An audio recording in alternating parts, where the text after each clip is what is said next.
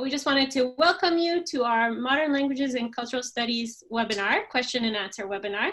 I'm going to hand it off to Natalie, who's going to give a short little introduction in who we are in Modern Languages and Cultural Studies and what we can offer you as students. Natalie is the Associate Professor, and she's also the Associate Chair for undergraduate students here in Modern Languages and Cultural Studies. So take it away, Natalie.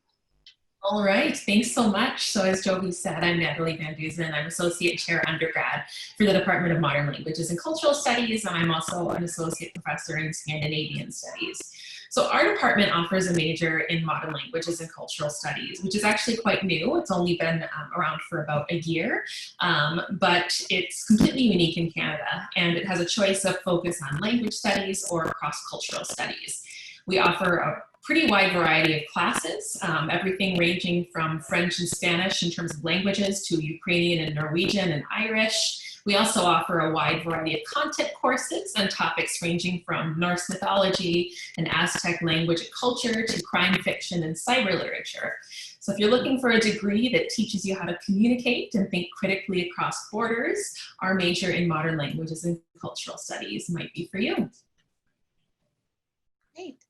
So I guess we can begin with the question and answer. You'll notice in your webinar, you guys have access to the Q&A, which I can moderate. And I may be sharing, if you would like any quick links, I can share anything we mentioned. I can share some links through the chat function. So if you have any questions through the Q&A, we'll give you a few minutes to put any in, and we'll start moderating the question and answer period. And I think I forgot to introduce myself. I'm the undergraduate advisor for Modern Languages and Cultural Studies. So you may be receiving emails from me throughout the year, or you might also have questions concerning your degree or enrollment, grading, transcripts, anything that you have a general question in modern languages, you can come to me and I can direct you. So far we have a quiet group. You share a screen that has our webpage on it or anything like that, Jovi? Absolutely, yeah. I'll share the main page of our Modern Languages, our Modern Languages page, and then I'll go into the major, pardon me, for Modern Languages. So let me just share my screen here. So I'm sharing my screen.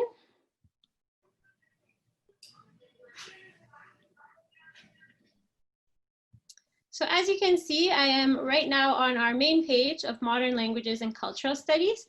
And this is probably the best place to start, even just for navigating, just to look and see, because as Natalie mentioned, we offer everything in a wide range. So if you're interested in languages, comparative literature, Scandinavian studies, you can find all of that information here.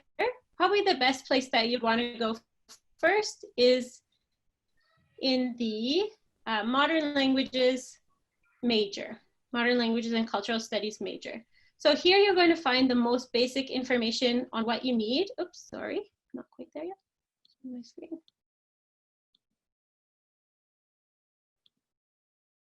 Sorry, guys.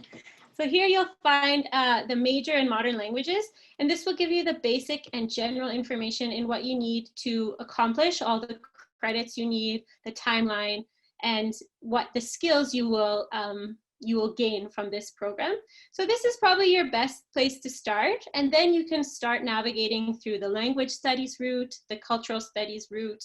For example, if I click into the language studies route, you can see here all of the languages that we have available, and also again the requirements that you'll need to meet the major for this.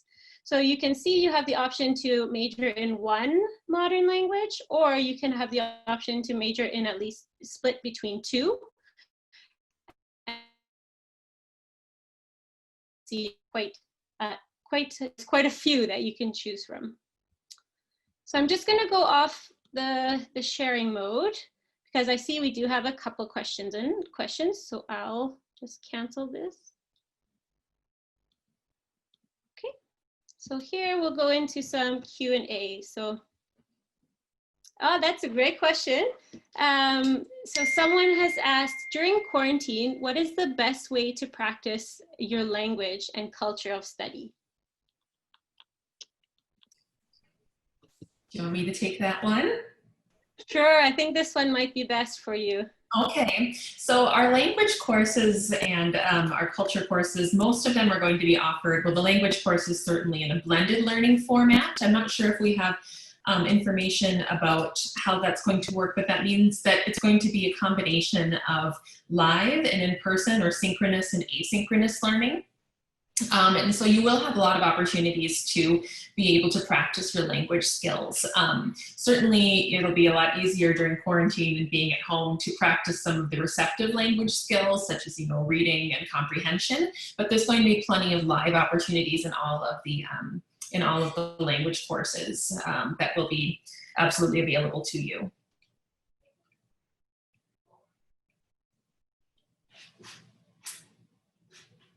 Joby, I think you're frozen. A student has asked, sorry, how about now? Just better? I think so. Yeah. Just give it a second, maybe it's a little bit.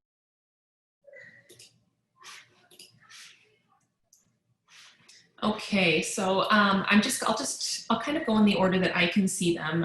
It looks like we might have lost Joby. So, oh, there she is. And I think that might relate a little bit to Emma's question that says, when will students know if the class will be live video or recorded video? That's a really good question, and that's really up to the discretion of the instructors. So if you haven't heard from your instructor yet about whether your class is live or recorded, I encourage you to reach out. That's something that many instructors, like I know that I've made my e-class and things like that available early so that students could know, and I've communicated over the summer to my students that I'll be holding my class in one way or another. But I would absolutely encourage you to reach out to your instructor to ask whether it will be live video or recorded video. Sorry, folks. I moved. I think my internet wasn't very strong where I was, so hopefully it's better now. Sorry about that, everyone. I answered the question from Emma about whether we know when we'll know if the classes will be live video or recorded video, and I said it's very much up to the discretion of the instructor. So syllabi were due yesterday, so it's very much a mix. So I just would encourage you to get in touch with your instructor. Awesome. And another question we have here will be, I'm taking an Irish class this semester in Modern Languages and Cultural Studies. Will the class change again the next semester? So I think, did you want to answer this one, or I can give this one? You can go ahead to that one. Sure. So this one, we actually have two. We have a content course in Irish culture, and we also have Irish language 1 and 2. So if you're taking Irish language 1 this semester, next semester it will be a progression. So you'll actually build on what you've been learning for the first semester into the second semester. So it will be, definitely will be different. And then as well, you have the opportunity to take Irish culture, which will be a content class. So it's not language learning. It will be learning about everything kind of to do with Ireland and Irish culture.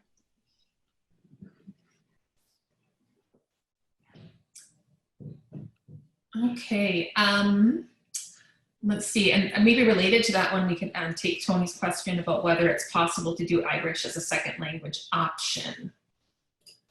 I'm not actually sure about that. Joby, do you know? Because I know it's an MLCS. I believe for that one, it's similar to the American Sign Language. So unfortunately, we only teach up to a certain level of American Sign Language. So you can major with that as your major language because we don't have enough senior level classes. So what you want to do if you want to include Irish into your major or minor, you have to and then you have that attached to it. So you have cross-cultural studies, and then you will attach your Irish language onto the minor part of your major. So unfortunately, American Sign Language and Irish we don't have the senior level language courses at the moment to be able to major in that specific language.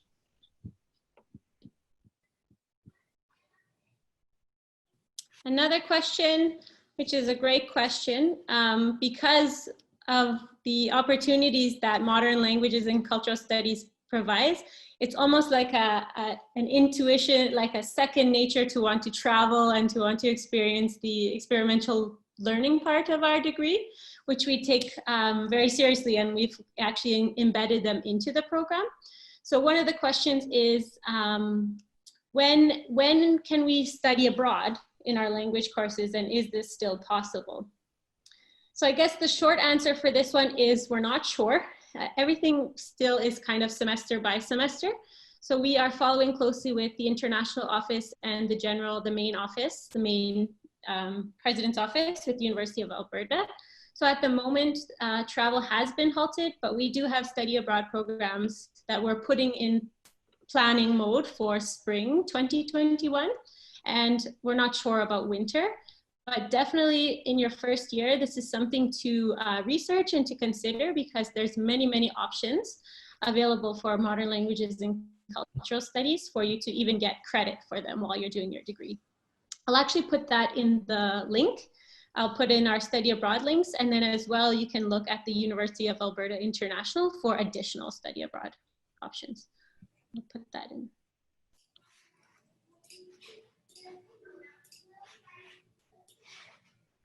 And another attendee is asking, can you please tell us a little bit more about the comparative literature program?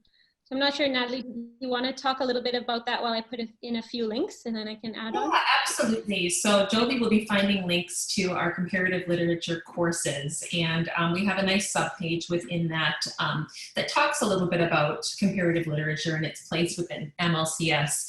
So as it begins, it says comparative is our code word for expansion of horizons. So it's your way of, comparing works of literature, film, art across cultures. And the undergraduate courses have no prerequisites. They're taught in translation. They're taught in English as opposed to the target language. And you can find, should I put the link to the page in, or did you? For the cool courses? Yeah, this is the, here's the, I just plugged in the comparative literature courses. It used to be, there's no more admission to the major, but there's still that possibility of the focus in comparative literature within the cross-cultural studies route. It's a great way of exploring literature and film and other cultural products from around the world in translation. And there are some really exciting classes in it, everything from folk and fairy tales to crime fiction. And you can pair it with one of our language areas to have kind of a focus. And there's great information here on the kind of careers that people that focus in this area go on to do. And one of the really cool things about comparative literature is that the professors that we have in modern languages and cultural studies come from all different cultures, backgrounds, academic interests. So you can learn, if you're not 100% sure if you're interested in the language or the cross-cultural route, this is a really good chance to take a comparative literature course. And even you can take multiple courses that have different cultural topics. So as opposed to language, where it is very specific in progression, comparative literature is a really good place where you can start to kind of broaden your horizons and see what you're interested in. So that one is cool. Well, this is a good question. So what kind of careers come from modern languages and cultural studies? So that is an exciting question. I can, I'll paste the link. We have actually a page dedicated to this on our website that I will paste here in the chat function. This is, what can I do with a career, with my degree, sorry. What can I do with my degree? There we go, career options. And it's really, I mean, we focus very much in MLCS on the skills that our major helps you build that can be applied to so many different careers. Majors in MLCS go well pair well with many other majors because it gives you that international cross-cultural component, the language component, and so a lot of our students are double majors in other areas like political science or business, or go on to law school or something like that. So it's hard to pin down one specific career because it really does give you the skill set to prepare for a number of, or a wide variety of different careers, and our graduates have gone on to do so many different things. Actually, Joby was one of our graduates in MLCS and did a master's in our program. Others have gone on to law school, business school, have gone on to nonprofit work, moved to other countries to work. It's hard to kind of pin down one specific thing that you can do with this because it really is, it gives you the skill set to prepare for a wide variety of careers, which is exciting. And I think one really cool part about even just being in the Faculty of Arts, being in the family of arts, is it gives you a really broad base. So your critical thinking can be applied to many different aspects. And sometimes you find that the arts in general, or the social sciences, humanities, you might think that you start in a program with a certain interest and you take a class or two and it can go from to a completely different interest, but the skill set you have earned from your first, second, third, and fourth year can be really applied to multiple and various things. So sometimes arts can be a little bit overwhelming when you're starting because there's so many things to do. You have so many goals and academic interests.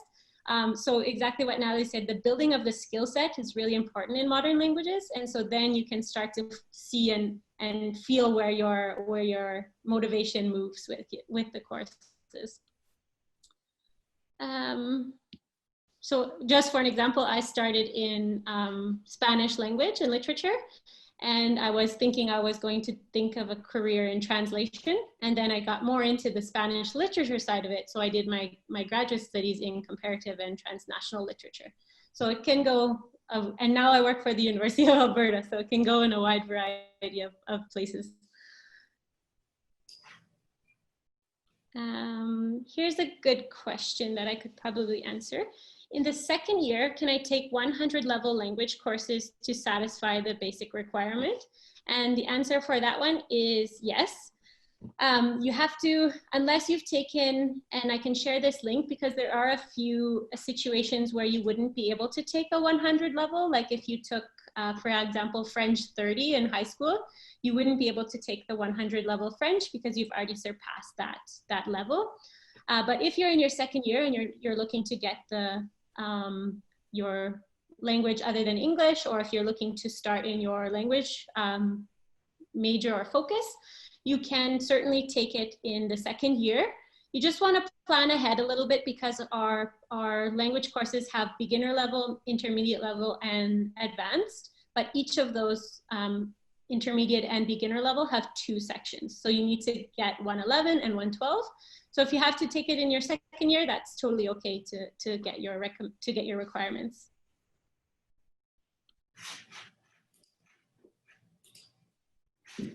And then we have, is studying 2 languages recommended or possible in the first year if I wanted to?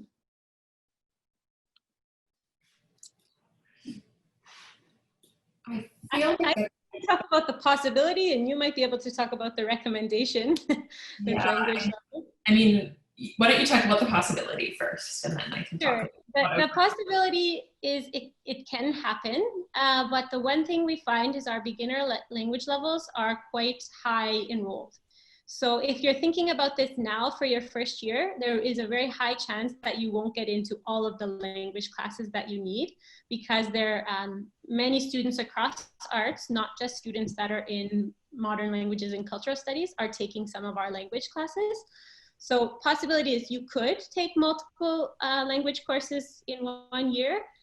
It's just the ability to get into each class. So you don't want to try to take one class and then not have the ability to make your schedule up for the next semester. So yes, and it can be a little bit complicated. Yeah, and I think in terms of recommendation too, that's another issue. The number of contact hours for introductory level language is higher than, you need a lot more often because you're trying to develop, the base for that language. And so taking 2 languages at the introductory level would be a pretty intense, time commitment in terms of meeting hours. But it's very individual. I mean, I know that I have issues when I've tried to do, 2 languages at the same time, I get very confused, language confused, and I mix things up. It probably really comes down to what your personal learning style is, and whether you already have background in one language and are going to be continuing at that language at a higher level, perhaps, and are looking to introduce another language that you haven't studied yet. I think it would be really situation dependent. Yeah, and I think you should consider as well, if you're thinking about the language route, what would be the best learning outcome for you, because it's a 4-year program. So you don't need to cram everything into your first year to continue. As well, if you're thinking for the cross-cultural studies or language other than English, you still want to get the most out of it. So there's really no need to put it all in your first semester or first year. And also there are spring courses for many of our languages as well. So that might be a good option to take one language in the fall and winter. And then if you wanted to begin your second language or get deeper into a higher level, you might want to think about summer courses, which are a little bit more condensed. And it might be easier to compartmentalize both of the languages. One question here says, is the Spanish major, is language focused or literature focused? So I think the answer to this question would be actually dependent on the route that you take. So you can take Spanish language, and then you would take courses from multiple different sections in Spanish, or you could take the cross-cultural study and focus on literature. So there's courses offered in both language and literature, and it would depend on where your major is going to decide what types of Spanish courses you would take. And of a prefix as well, it would be Spanish and Latin American studies. The Latin American studies ones tend to be more under the cross-cultural umbrella, yes? Yeah, that's correct. So for example, they have things like travel writing, they have things like Caribbean and Latin American studies. So that's not specifically focused on literature. And then the Spanish courses, they also have ones very specific to science fiction in Spanish, or there's multiple literature courses that you can take throughout the program.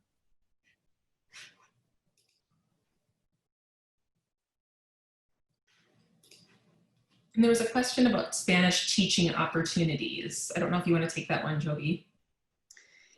Yeah, so for undergraduates, the general census is you're doing the language learning. If you are a heritage speaker of Spanish, we also do have classes that you can take Spanish for heritage speakers to get your credits for your major.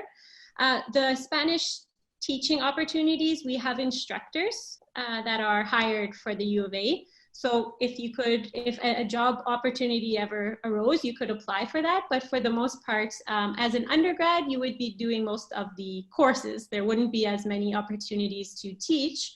But that said, I know of undergraduate students who tutor multiple high school levels or put on meet and greets that they can practice Spanish with heritage and non-heritage speakers. So perhaps not so much opportunities to teach at the Spanish level, but many opportunities to volunteer and get involved with the Spanish speaking community.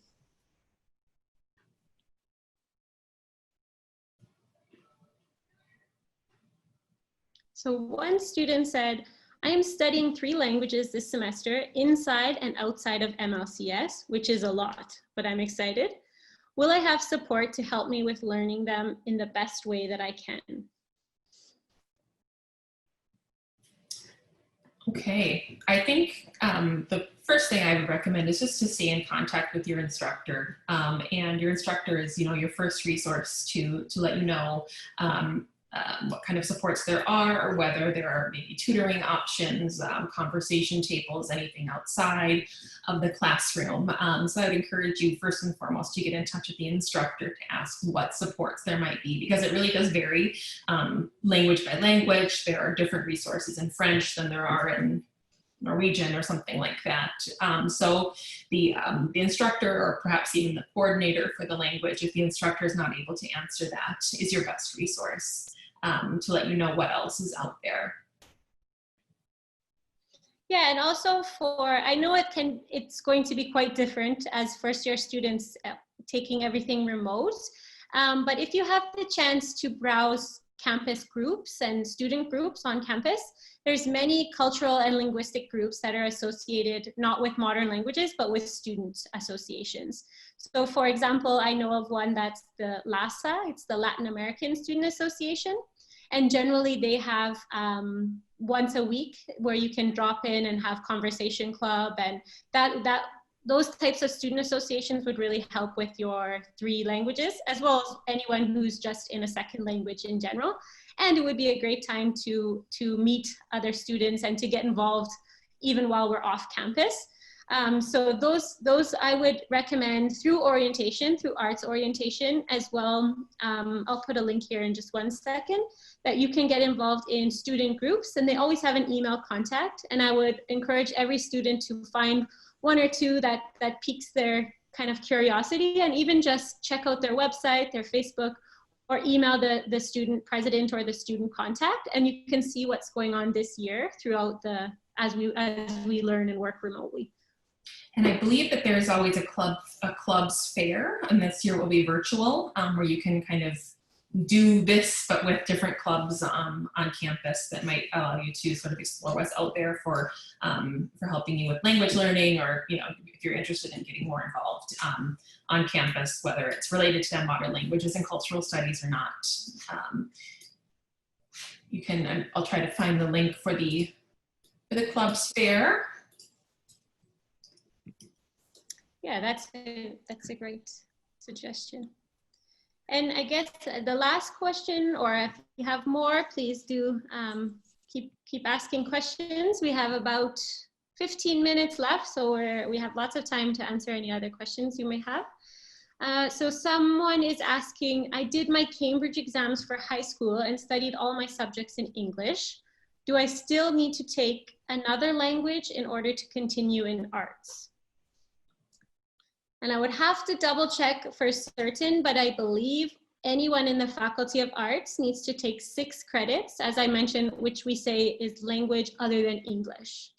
So in order to get your Faculty of Arts degree, whatever major you've decided, you will need to enroll in a language other than English. That's 6 credits. So that would be, if you're at a beginner level, that would be similar to Spanish 111 and Spanish 112. Or any language the first and second of any language. So at minimum, you do need to take 6 credits of language courses.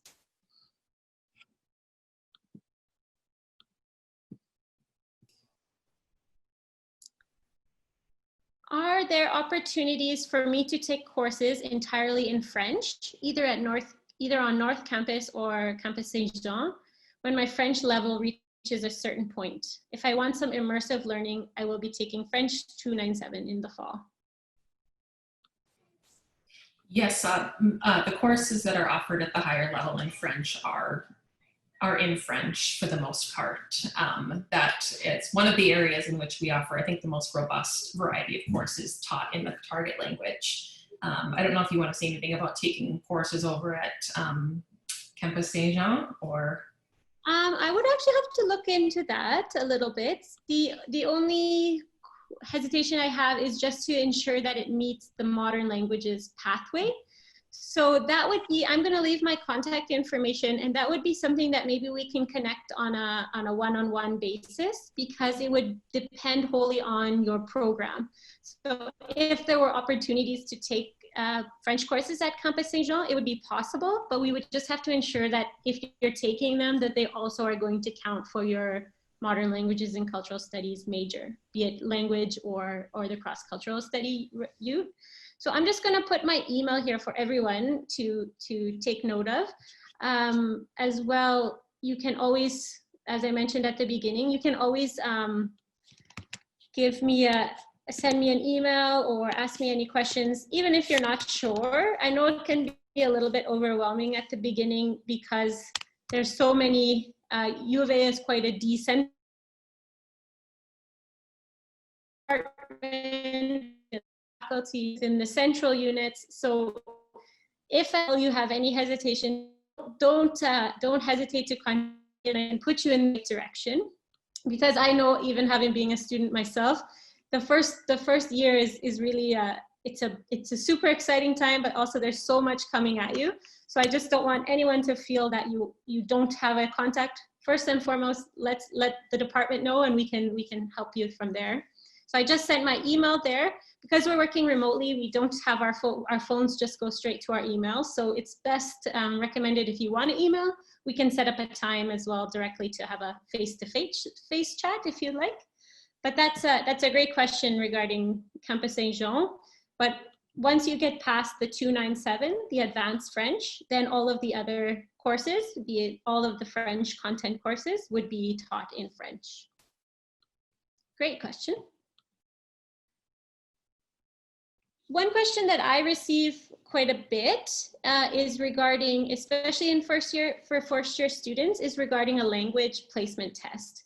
So if you're unsure about whether you meet the level, or if you already have previous knowledge in a language, what we do generally is we would have students take a language placement test or an oral test with one of the professors to make sure that the students are not too high in their level or too low. So you don't want to take a course and having already taken French 30, you wouldn't want to go into 11 because it wouldn't be challenging.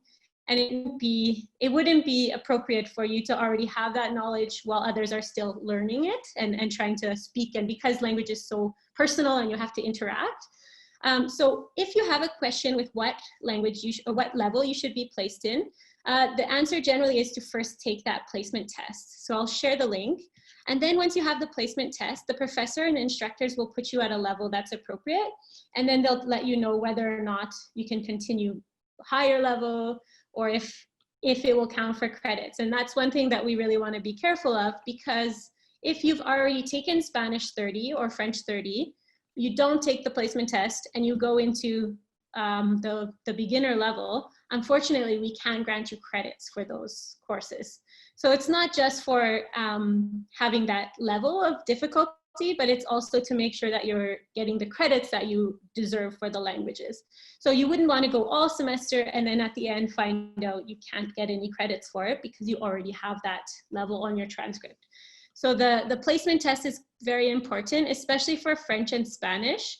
If you're interested, or if you have some knowledge in Arabic or Italian, for example, it's done more so with the professor to place you at a level. But our French and Spanish, we have an actual placement test that you take, and then your level would be communicated to you. So I'll just share that there. We have maybe just under 10 minutes left. If you have any other questions, please feel free to post them in the Q&A.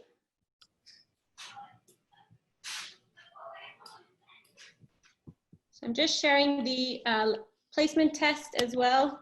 We realize there's lots of links, but it is, as we mentioned at the beginning of the webinar, it's best just to start out at the main page or the major page for modern languages. And from there, you're going to see there's a lot of places that you can read and learn about. And then it will come a little bit more easy once you're already on the MLCS page. I just switched it so it was I basically copied and pasted everything that we had sent, all of the links, and instead switched to all panelists and attendees. So hopefully now all of these links will have come through. Yeah, thanks for mentioning that. I'm not sure. If not, we can double check. We have some IST folks helping us. So if for some reason the links are not going through by the end of the webinar, I can try to get everyone's email And we can send out a short, a brief little, here's what we discussed and here are the links, if that's helpful. So if anyone could write in that Q&A to let us know whether those links are showing right now, that would be helpful. And then if not, like I said, we'll follow up with a brief email with some important links.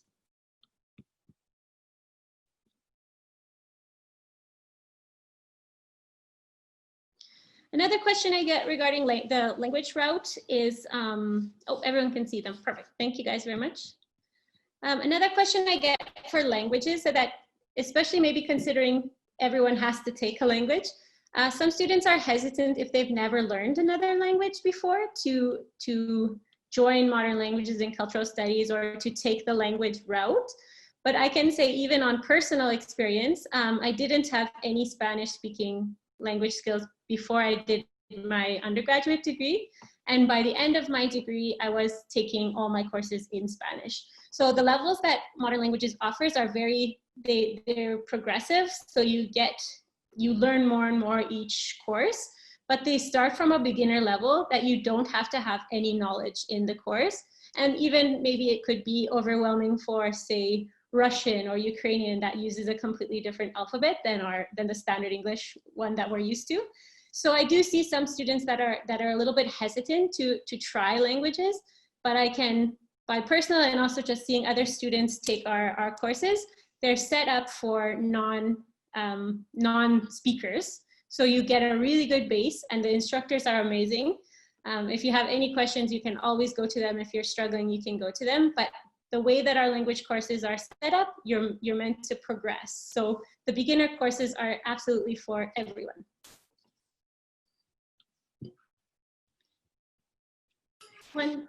One question we have here is, I'm sorry, the doorbell just rang. This is the joys of online learning that everyone will experience today. A question we have here is, do you have any suggestions to where to buy Spanish textbooks for a lower price? Textbooks, I guess we could talk about textbooks in general, but the textbooks will be assigned by the professor. So it wouldn't be, you could possibly find one on Amazon or through your local bookstore, but you'll just need to ensure that you get the exact textbook that has been assigned by the professor. I'm not sure, Natalie, if you have any other tips for where to buy textbooks. Yeah, I know that the University of Alberta bookstore has, flat rate shipping that I think is $3 flat rate anywhere in Alberta, or orders over $75. I'll put the link to the bookstore here. I think the main thing I would just be very concerned with is just making sure that you have the correct edition, and which, sometimes, especially with, Spanish and French, there can be second, third, fourth edition, and you might want to make sure that if you find a used textbook online, that it matches what's being required of you. Also, the university bookstore tends to also have used textbooks.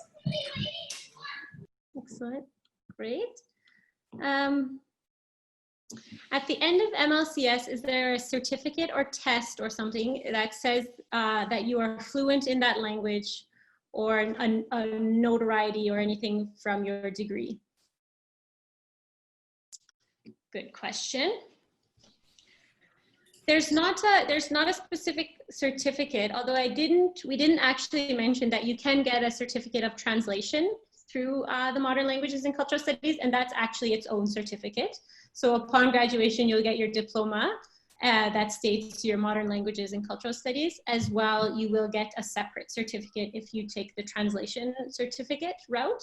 And how you do that is it's actually quite easy. You just have to take the correct translation courses. You have to build it into your schedule. But the certificate in your diploma will, now you might want to correct me, Natalie, because this is so new, it's only in 2019 was our major. So we haven't actually had any graduates through our very brand new major. But I believe it will state what language, if you do the language route on your 4-year degree, certificate, it will state the language that you have or languages. Yes, we had, there's a parchment that you get along with your degree that states that you did this route in this language. That's very official, but it was our way of sort of making sure that, you know, we merged a lot of former majors. We used to have a major in French, German, Spanish, but it's really important that we retain, you know, that kind of, you know, ability to make sure that you can see on the actual parchment that you focused in a particular language. And so we do have that available. That was something that was, I think you can confirm maybe with me, Joby, but I'm pretty sure that that was something that was determined and kind of formally put into place for each and every one of the cross-cultural studies routes and language studies routes. Yeah, it's a great question. So I believe so, Molly. We'll just have to double check that that's the case. But if you're in your first year, we'll have lots of time to discuss that. But I believe that it will show right on your degree what language you majored or focused in. Great question. And you can still minor in all of our language areas. You can still do a BA minor in Spanish and Latin American studies, in French, in Scandinavian studies, and Ukrainian. So whereas the major is a broad MLCS major, you can still do a minor in a language area if you really kind of want to have that front and center on your transcript, or have it, you know, very specific and official like that. So that's another great way to be able to focus in our area without taking the full plunge into the major. Okay. So for example, we often see like students may be interested in Canadian politics, or students majoring in poli-sci, they might want to minor in French since Canada has 2 official languages. So there's many ways that you can participate and join modern languages and cultural studies. And there's not just many ways, but many focuses, languages. There's kind of a thing almost for everyone in our department. So we encourage you to first and foremost, thanks for coming to our Q&A, because that's kind of our first start. We're happy to join you in your first days of orientation and as you get started this year. But definitely it's kind of a year to grow and discover and kind of open and broaden your horizon. So definitely we encourage everyone to look at modern languages and think about things that maybe you haven't thought of before. So this first 2 years are a great time to take courses that you might not think of, or just try new things. So modern, if you're thinking about something, modern languages will likely have something that you're interested in. And I think we're really right on time. So thanks everyone for the questions, and thanks for putting up with my technical difficulties. Sorry about, I have 2 different backgrounds. Sorry about that, everyone, but I think we'll have to laugh and learn about this semester online. Yep. So I'm sure there'll be lots of, we really appreciate everyone coming, questions, and joining us today. Yeah, thanks for joining us. And again, thanks for my patience. I have small children in the background. They've not gone off to school quite yet, and more realities of online learning. Yeah, and just before we end, just want to reiterate, if you have any questions that we didn't get to, or if you have new or upcoming questions throughout the year, don't hesitate to reach out to myself, Joby Wills, the undergraduate coordinator. And also, as Natalie mentioned, throughout your courses, if you ever have doubts, contact your professor, contact the MLCS at ualberta.ca. We're here to help as much as we can, and in whatever format we can. So please do reach out and contact us, say hello, ask us questions. We're happy to help. Thank you, everyone.